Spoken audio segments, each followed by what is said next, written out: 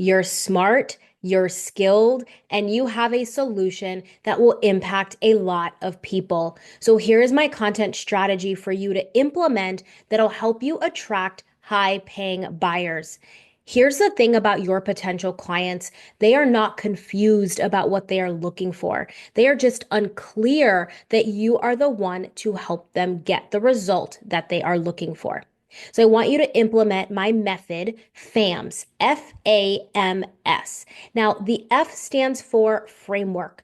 If you want your message to reach and move the masses, you want to put your ideas and solutions into a framework. So you aren't just delivering information to your audience, but you are creating a transformation for them.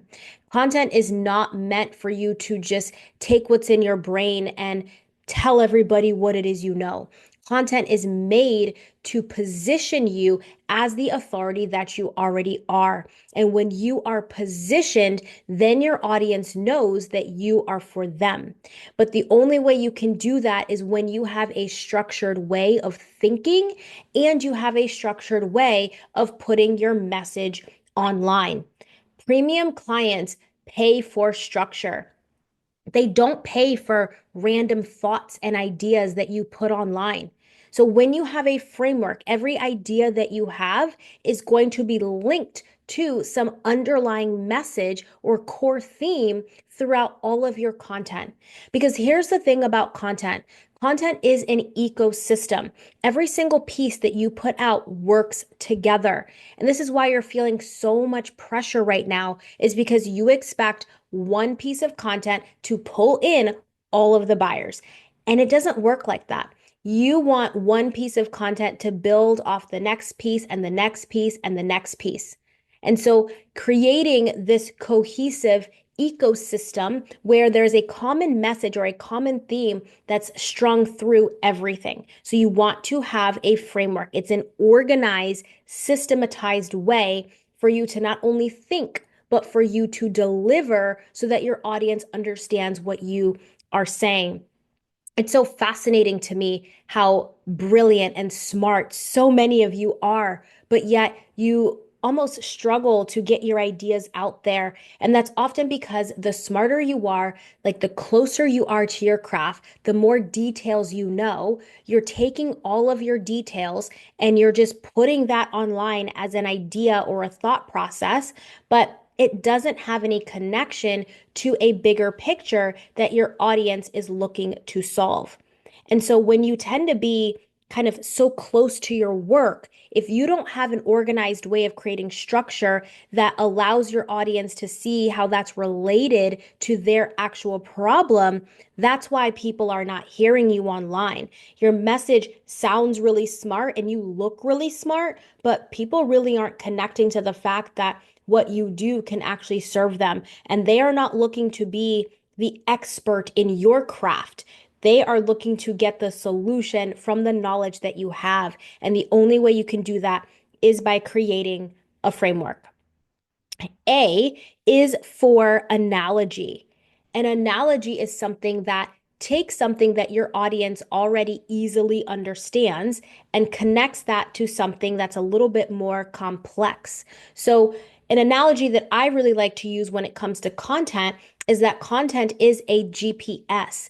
It leads your audience to their solution, to their end destination. And the way that you communicate the directions determines if you'll be trusted to lead them. That is an analogy. A GPS, which is something that we all use probably on a daily basis, even if we know where we're going, we're using it to check the traffic.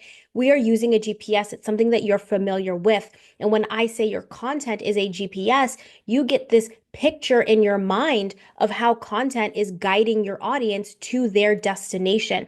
And then when I add the actual caveat of, well, how you communicate directions determines if you'll be able to lead your audience, that now makes you go, huh, how is my communication? So, what I'm saying to you as an analogy helps you understand what I'm saying better, creates a picture, and also gets you to ask yourself, is that something that I am doing? So that's the A. And then the M is for metaphor. A metaphor creates an even deeper connection, a deeper picture. You don't just want your audience to understand what you're saying. You want your audience to see in their mind what you are saying. Because the clearer your words, the more they're going to be able to see a picture in their mind. And when they can see something, then they're going to be able to believe what you are saying. So, a metaphor for content that I might use is that content is a mirror and a magnet. A content piece reflects what you believe.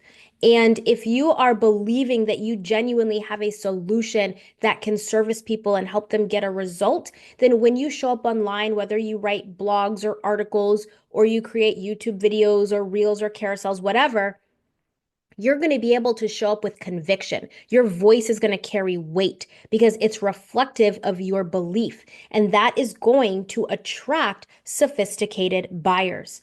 Now, let's say you intellectually know that you can serve people, but emotionally you're wondering if people will still choose you, if people will want to pay you the prices that you are charging. Then your content is going to have this pick me energy. And that pick me energy is actually going to repel sophisticated buyers because they can actually feel what you're saying. They don't just listen to your words. It is this automatic and immediate click of trust or distrust. And so, this is what I mean when I say how you communicate directions, how you communicate in your content determines if you'll be able to be trusted to lead your audience. So, that is metaphor. And then there's S for stories. You probably have heard facts tell and stories sell. One of my favorite mentors when I was in, or I shouldn't say was in, but more active in my network marketing company, she used to always say, never tell a story without making a point and never make a point without telling a story. And it's so essential for us to understand what parts of our story make a connection for our audience. And not just our story, but maybe there's a story of a client. Maybe you can tell a story about something that you have experienced or something that you have witnessed. But it is a story that draws emotion out of you, which then activates emotion in your audience to feel drawn in. When people feel drawn in because of emotion, you've turned on that buying gene that they already have. They desire to buy. But now, when you turn that on, they desire to buy from you. And that is the key point. Because if your content is just informing people and you're not using the FAMS method, then they're activated to buy, just not activated to buy from you. It's so essential that you understand what parts of your story really create that connection. You'll often hear me share that I just woke up one day after working 1 year as a physical therapist and was like, this cannot be my life.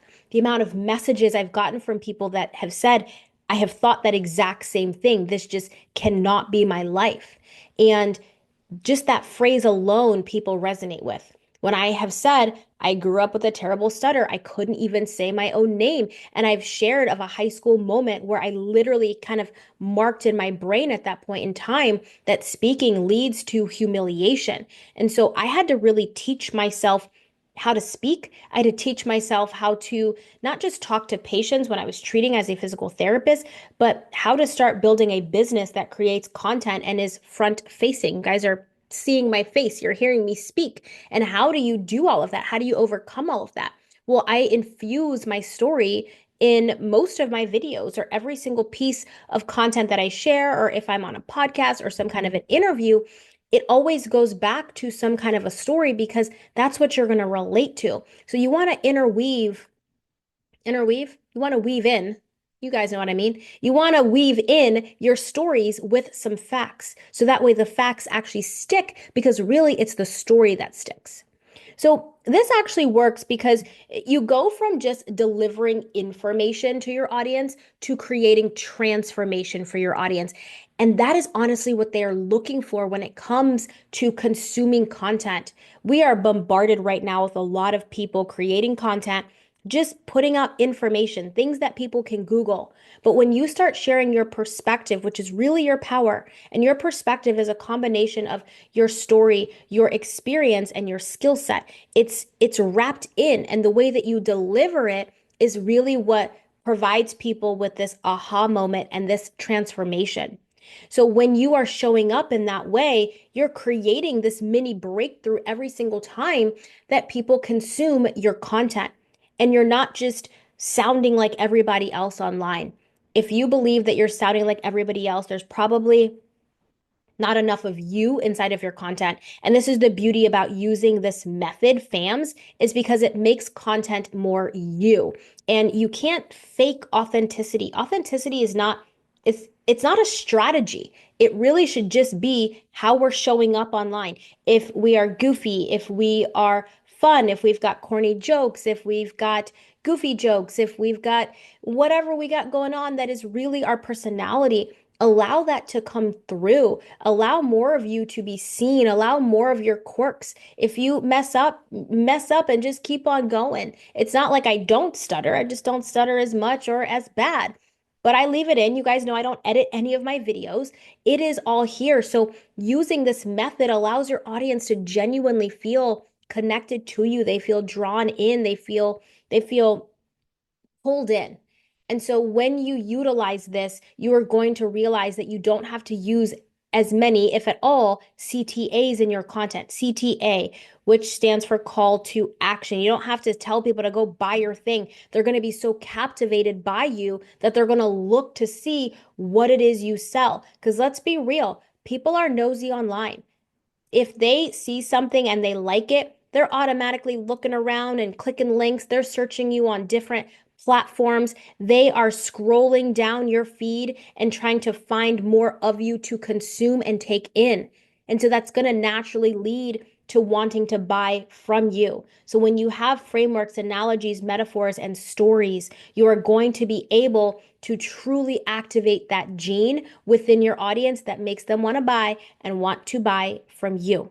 So if you are also looking for what other content, mistakes that you might be making, I have a free training, a free masterclass for you. It is the 7 biggest content marketing mistakes. It is killing your sales if you don't know what these 7 are. And I also show you what to implement instead. I will post a link in the description box for you to grab that. So implement this method, grab that training down below. Share this with a business bestie. I pray that this has served you well, and I will see you in another video. Bye.